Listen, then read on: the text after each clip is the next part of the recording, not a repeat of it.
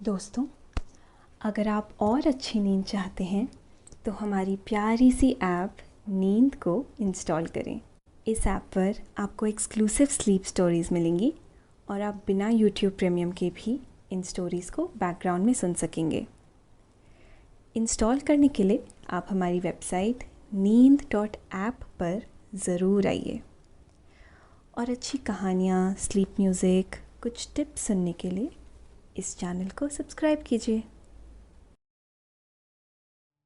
नमस्कार दोस्तों, मैं हूं श्रीना और आज आपको नींद के सुहाने सफर पर ले जाने के लिए मैं लेकर आई हूं लेखक करण द्वारा लिखी गई एक ऐसी कहानी जो आपको बताएगी कि जीवन में परम सत्य, ज्ञान और कड़ी मेहनत का क्या महत्व है।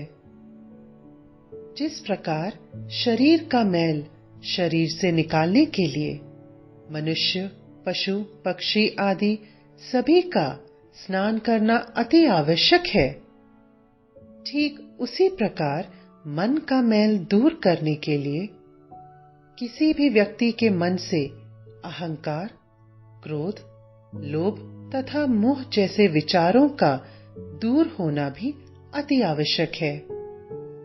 और इन सब के लिए जरूरी है हृदय से की हुई उस परम पिता परमात्मा की भक्ति तथा सच्ची मेहनत, क्योंकि सच्ची और कड़ी मेहनत ही एकमात्र ऐसा साधन है जो आपको सफलता की ओर अग्रसर करती है।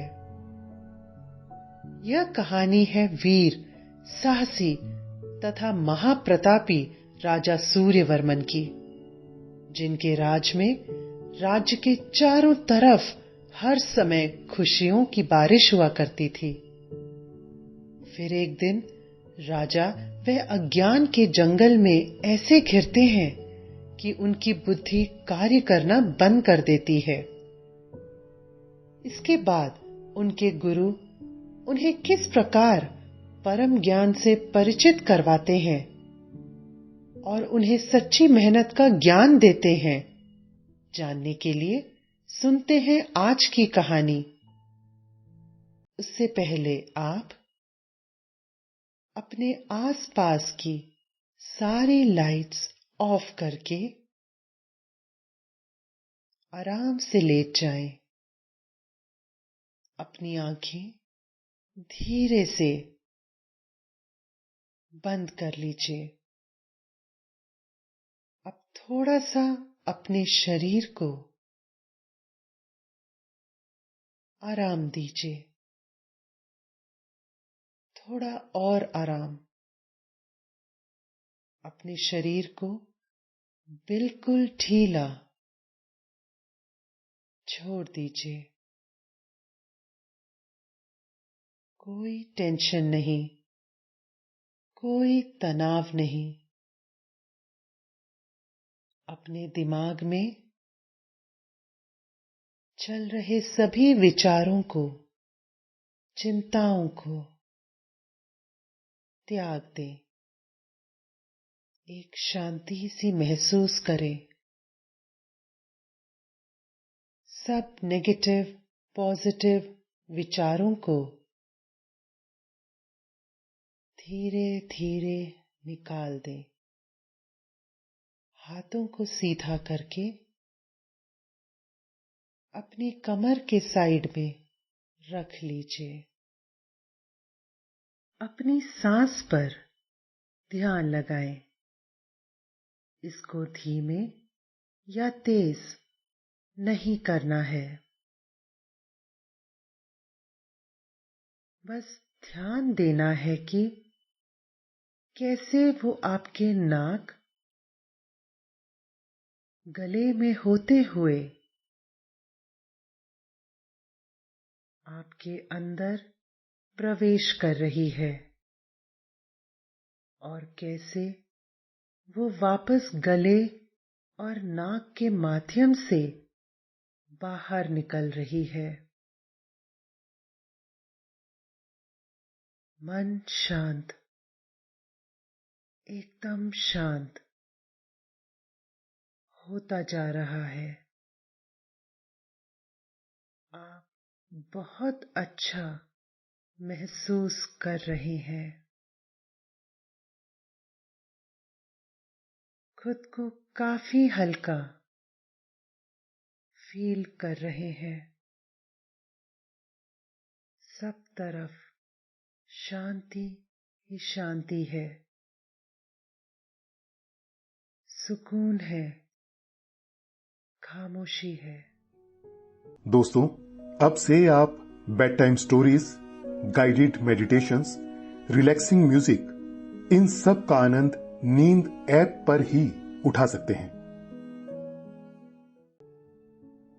प्राचीन समय की बात है। भारत के दक्षिणी राज्यों में महाराज सूर्यवर्मन जी का राज हुआ करता था। वे बहुत ही प्रतापी, वीर, साहसी तथा प्रजा प्रेमी राजा थे। उनके राज्य की 10 दिशाओं में खुशियां ही खुशियां होती थी। ऐसा प्रतीत होता था कि जैसे भगवान बालाजी इस राज्य पर स्वयं कृपा कर रहे हों। राजा अपनी प्रजा का पूरा पूरा ख्याल रखते थे। क्या गरीब और क्या अमीर, राजा की नजरों में सब एक समान होता था। समय समय पर राजा अपनी प्रजा से स्वयं मिलने जाया करते थे।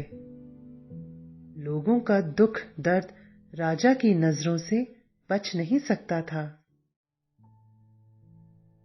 प्रजा जब भी चाहे अपने राजा सूर्यवर्मन से मिल सकती थी।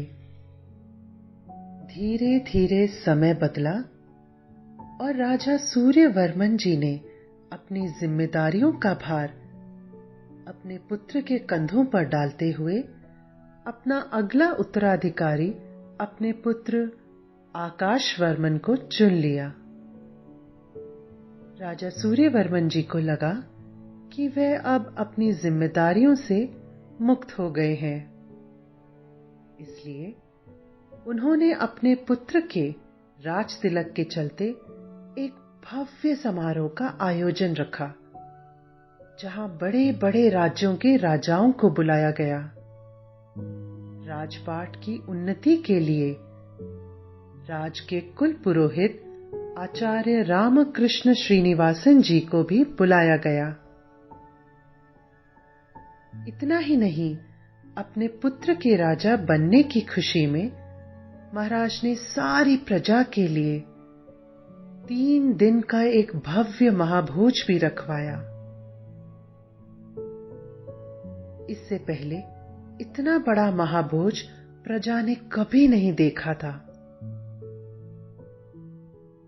दूर देशों से आए हुए अतिथि इस चहलकदमी को देख बहुत ही खुश थे। नए राजा आकाशवर्मन जी का राजगद्दी के लिए हुआ स्वागत समारोह किसी महाउत्सव से कम नहीं था। सभी देखने वालों की आंखें इस आलीशान खूबसूरती को देखकर चौंधियाई हुई थी। लोग सोच रहे थे कि जितना भव्य स्वागत राजा आकाशवर्मन जी का हुआ है, इतना भव्य स्वागत आज तक किसी भी राजा का नहीं हुआ है। अवश्य ही इनके राजकाज में राज के दिन सबसे अच्छे होंगे। दूसरी ओर राजा के कुल पुरोहित आचार्य रामकृष्ण श्रीनिवासन जी इस भव्य चहल पहल को बड़े ही ध्यान के साथ देख रहे थे और मन ही मन सोच विचार कर रहे थे कि राजा प्रजा की खुशियों के लिए होता है, न कि अपनी खुशियों के लिए। उन्होंने राजकुमार आकाशवर्मन के पिता राजा सूर्यवर्मन जी से भी इस बारे में बात की, लेकिन राजा सूर्यवर्मन बोले, गुरुजी, मैंने सारा जीवन अपनी प्रजा पर ही तो न्योछावर किया है, लेकिन आज जब हमारी प्रजा को उनका नया राजा मिलने वाला है, तो ये समारोह किसी भव्य उत्सव से कम नहीं होना चाहिए। आचार्य रामकृष्ण श्रीनिवासन जी बोले, किंतु राजन, ये धन, ये माया, ये सब प्रजा की देन है, जो कि प्रजा के लिए ही उपयोग में लाई जानी चाहिए। तुम स्वयं ही विचार करो, यदि कल राज्य पर किसी तरह का कोई भी संकट आ जाए, तो राज्य के पास धन का अभाव हो सकता है। पुत्र, राजा का ये कर्तव्य है कि वह सबसे पहले अपनी प्रजा के हित के बारे में सोचे, न कि अपने ऐश्वर्य के बारे में। आचार्य जी ने कहा, पुत्र, जीवन व्यावहारिक होता है, इसलिए सांसारिक ढोंग को त्याग कर केवल परोपकार के लिए आगे बढ़ो। आचार्य जी की ये बात सुनकर राजा को लगा कि स्वामी जी ने सारा जीवन मठ के आश्रम में भिक्षा मांगकर व्यतीत किया है। राजपाट, धन, ऐश्वर्य का क्या महत्व है, स्वामी जी को क्या पता। इसलिए उसने स्वामी जी को प्रणाम किया और अपने बाकी के कामों के लिए चल पड़ा। आचार्य रामकृष्ण श्रीनिवासन जी समझ गए कि इस राजसी ठाट बाट और पुत्र के मोह ने राजा के मन को वश में कर लिया है। इसलिए वे मुस्कुराते हुए अपने आश्रम की प्रस्थान कर गए। समारोह समाप्त हुआ और अगले ही दिन से महाराजा सूर्यवर्मन जी का पुत्र राजा आकाशवर्मन राजगद्दी पर विराजित हो गया। अब धीरे धीरे प्रजा नए राजा के आदेशों से कार्य करने लगी। महाराज सूर्यवर्मन जी राजनीतिक कार्यों में अपने पुत्र की पूरी पूरी सहायता करते। दूसरी ओर नए राजा आकाशवर्मन को राज्य के कार्यों के लिए फुर्सत ही नहीं थी, या यूं कहें कि उसे राज्य के कार्यों में मन चित लगाना पसंद ही नहीं था। इसके अलावा राजा आकाशवर्मन को अपने कामों में अपने पिता व पूर्व राजा सूर्यवर्मन जी का हस्तक्षेप भी पसंद नहीं था। उसकी इस बात को समझते हुए दरबार के कई मंत्री अपने काम में भ्रष्ट होने लगे। वे सभी मेहनत से दूर भागने लगे, जिससे अनाज व फसलों में कमी आ गई। इससे सूर्यवर्मन के साथ साथ सब लोग परेशान हो गए थे और राजकीय कोष का अनाज कम होने लगा। राजा आकाशवर्मन ने सोचा, यही मौका सही है अपने पिता को इस राज्य से दूर भेजने का।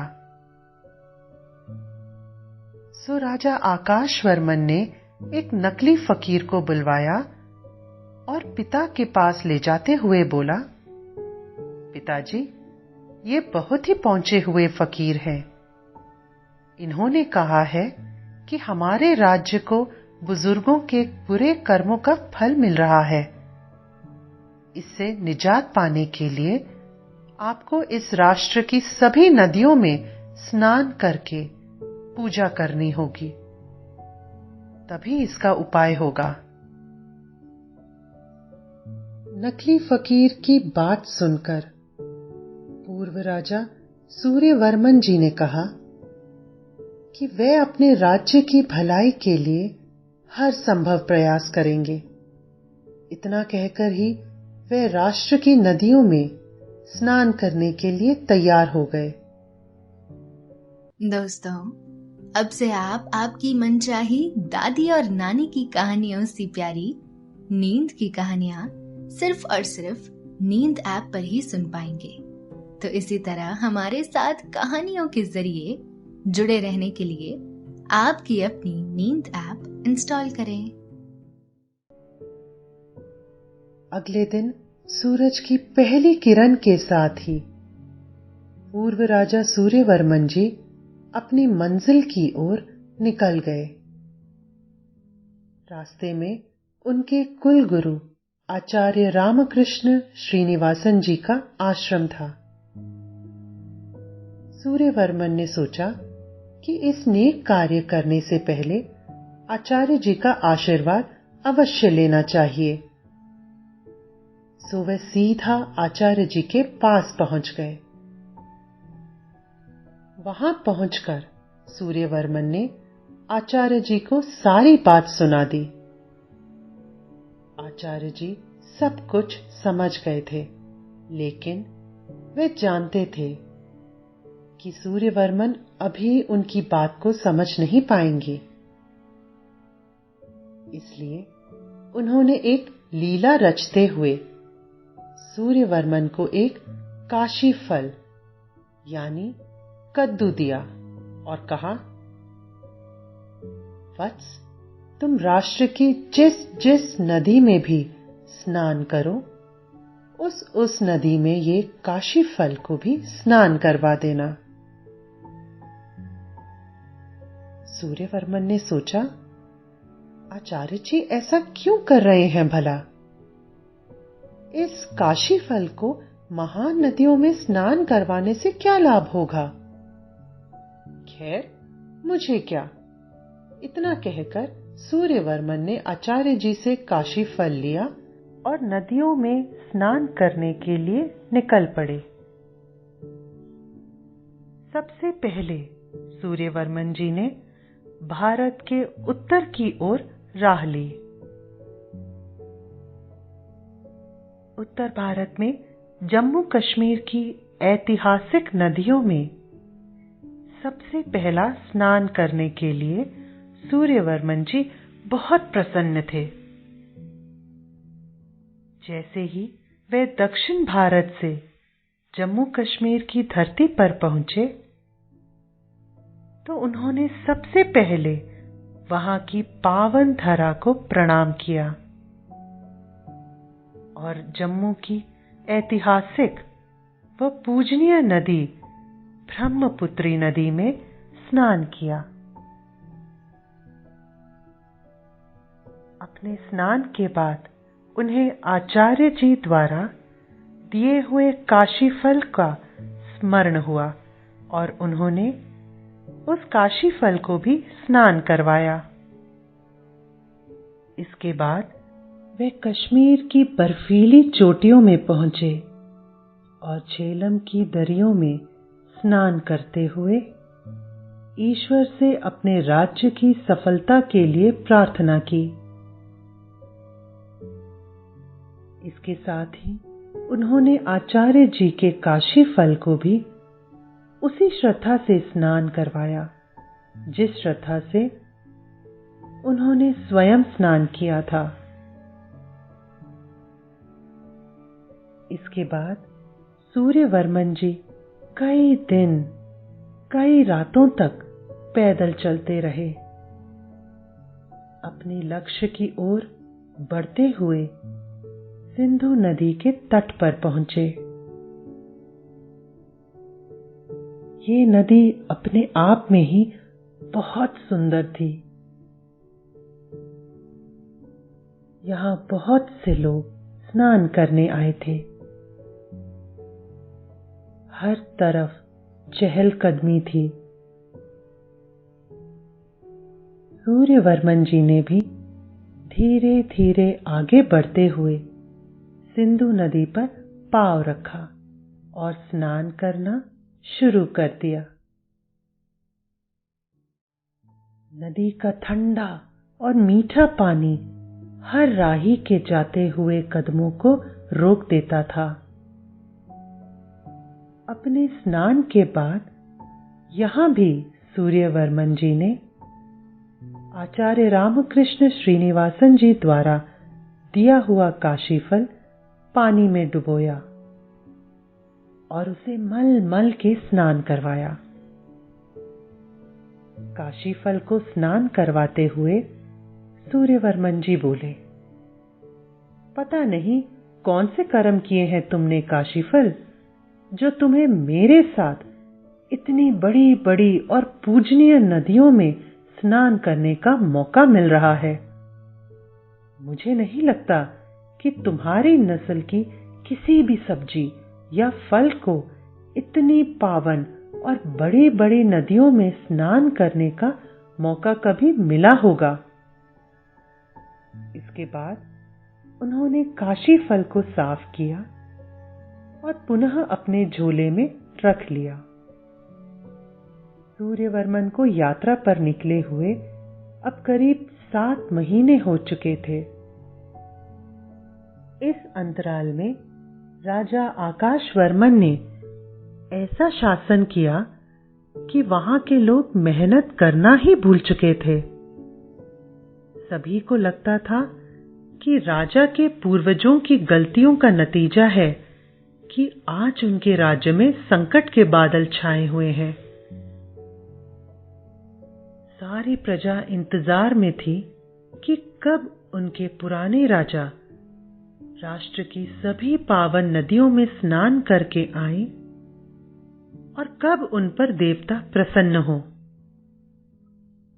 इसी उम्मीद में सभी लोग बिना मेहनत किए राज्य के राजकोष का अनाज खा रहे थे। राजा आकाशवर्मन भी अपने ऐश्वर्य में इतना खो चुके थे कि उन्हें पता ही नहीं चल रहा था कि उनके राज्य के साथ क्या हो रहा है। इधर 7 महीने बाद सूर्यवर्मन जी ने अब हरिद्वार की गंगा नदी की ओर रुख किया था। यहां पहुंचते ही उनका मन खुशी के मारे झूम ही उठा था, क्योंकि इतनी खूबसूरती उन्होंने पहले कभी नहीं देखी थी। गंगा नदी का ठंडा ठंडा पानी पहाड़ों की गोद से निकलता हुआ सीधा हरिद्वार आकर ही सांस लेता था। न जाने कितने ही लोग इस नदी के जल पर निर्भर थे। कितने ही पानी के जीव जंतुओं का यही नदी सहारा थी। इसलिए लोगों में इस नदी के लिए एक अलग ही तरह का आकर्षण था। सूर्यवर्मन जी ने गंगा नदी में स्नान किया और उस परमपिता परमात्मा से अपने राज्य की कुशल मंगल की दीक्षा मांगी। इसके बाद उन्होंने आचार्य जी द्वारा दिया हुआ काशी फल निकाला और उसे भी उसी श्रद्धा के साथ गंगा नदी में स्नान करवाया। इसके बाद सूर्यवर्मन जी ने वहां एक पल भी समय न गवाए अगली नदी की ओर रुख कर लिया। वह मन ही मन सोचते चले जा रहे थे कि न जाने कब ये सफर समाप्त होगा और कब नदियों के स्नान के बाद उनके पापों का नाश होगा, क्योंकि उस फकीर के अनुसार सभी नदियों के स्नान के बाद ही उनके राज्य में खुशहाली आनी थी। इतना सोच विचार करने के बाद सूर्यवर्मन जी अपनी मंजिल के अगले पड़ाव की ओर निकल पड़े। धीरे धीरे दिन, सप्ताह और महीने बीतते रहे और सूर्यवर्मन कभी यमुना, कभी सरस्वती, कभी नर्मदा तो कभी गोदावरी नदी में एक एक करते हुए स्नान करते चले गए। उनकी इस यात्रा में उनके साथ कोई भी नहीं था। अगर कोई था तो वह था आचार्य जी द्वारा दिया गया काशीफल। वह काशीफल सूर्यवर्मन जी का साथी बना रहा। उसने भी हर उस नदी में स्नान किया जहां जहां सूर्यवर्मन जी ने स्नान किया था। आखिरकार अंत में दक्षिण भारत के संगम में स्नान करने के बाद सूर्यवर्मन जी ने अपने राज्य की ओर रुख किया। धीरे धीरे वे अब अपने राज्य की ओर बढ़ने लगे। सुबह से लेकर शाम हो गई, लेकिन सूर्यवर्मन जी की मंजिल नहीं आई। उन्होंने भी चलना नहीं छोड़ा। वे जल्द से जल्द वे खुशखबरी राज्य के नए राजा और अपने पुत्र आकाशवर्मन को देना चाहते थे कि उन्होंने सभी नदियों में स्नान कर लिया है। अब राज्य में फिर से खुशहाली आने वाली है। जैसे ही समंदर के गर्भ में सूर्य ने अपनी आंखें बंद की, वैसे ही सूर्यवर्मन अपने राज्य की सीमाओं में दाखिल हो गए। चलते चलते उन्हें याद आया कि उनके कुल पुरोहित आचार्य रामकृष्ण श्रीनिवासन जी ने उन्हें एक काशीफल भी दिया था और उन्हें वापस करना है। इसलिए सूर्यवर्मन जी सीधा आचार्य जी के आश्रम की ओर चल पड़े।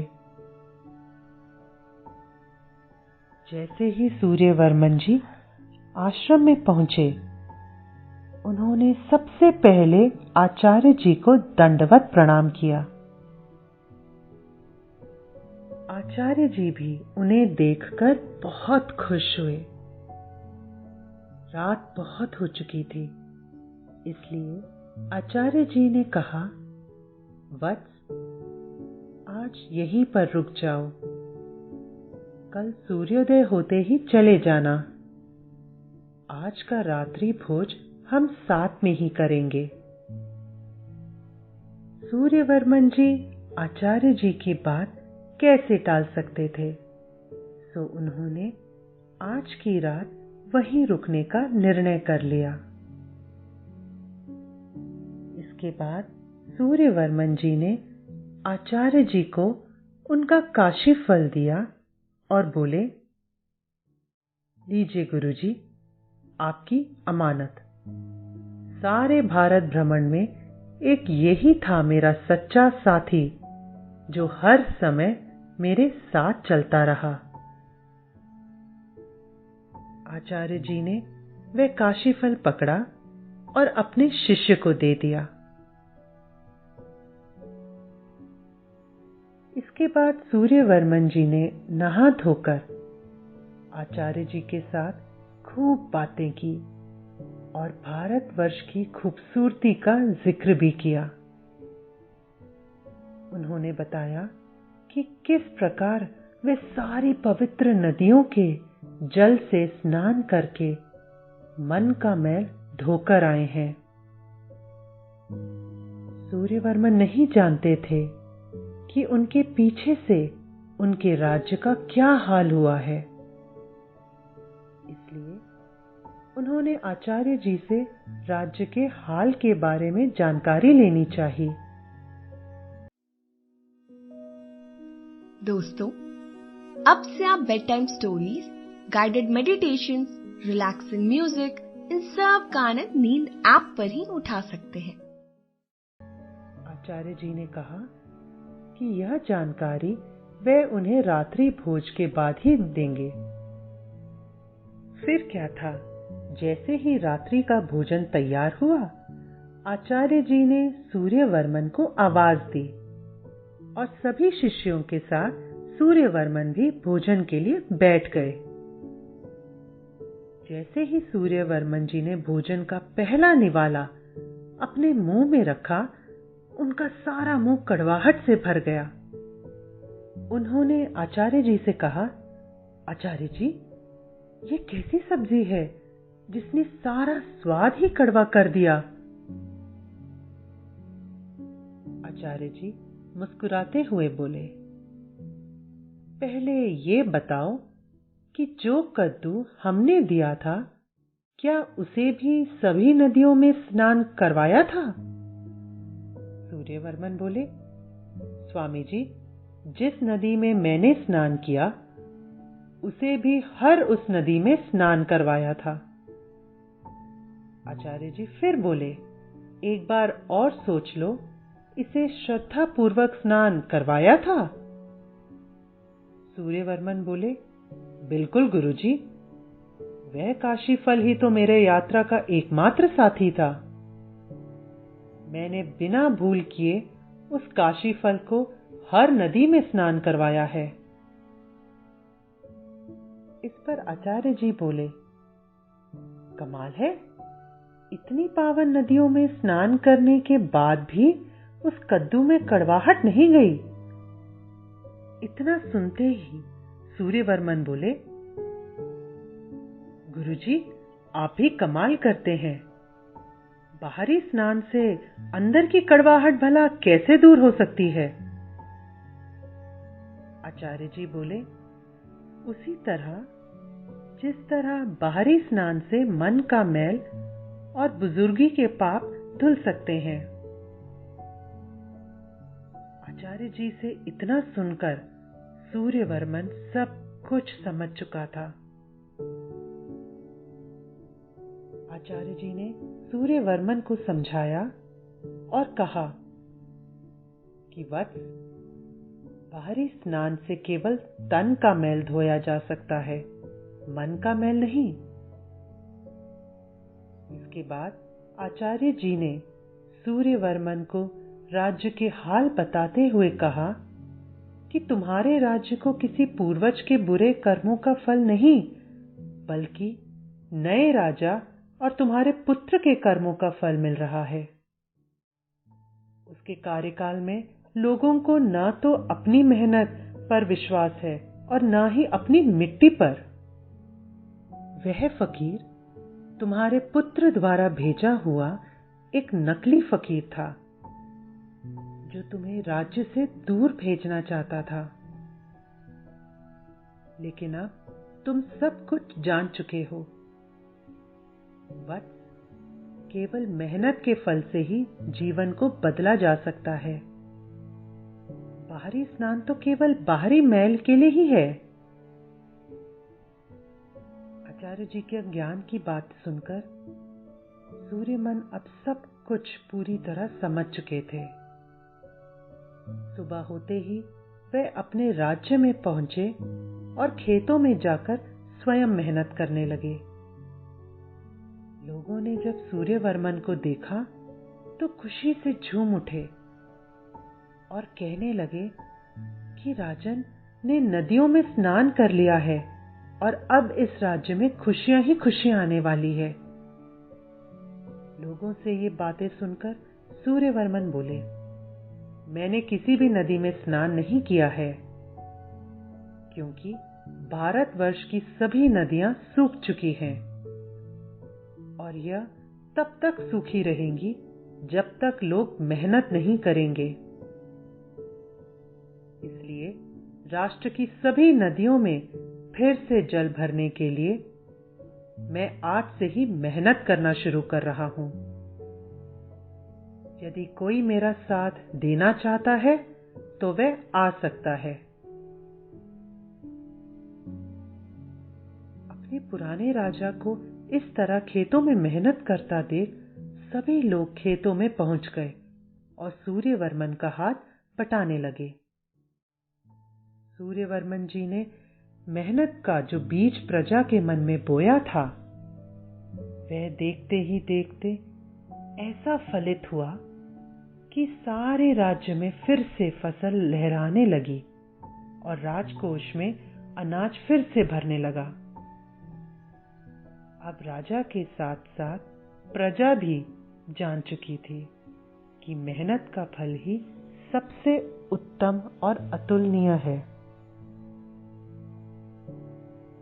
आपने ये कहानी सुनी।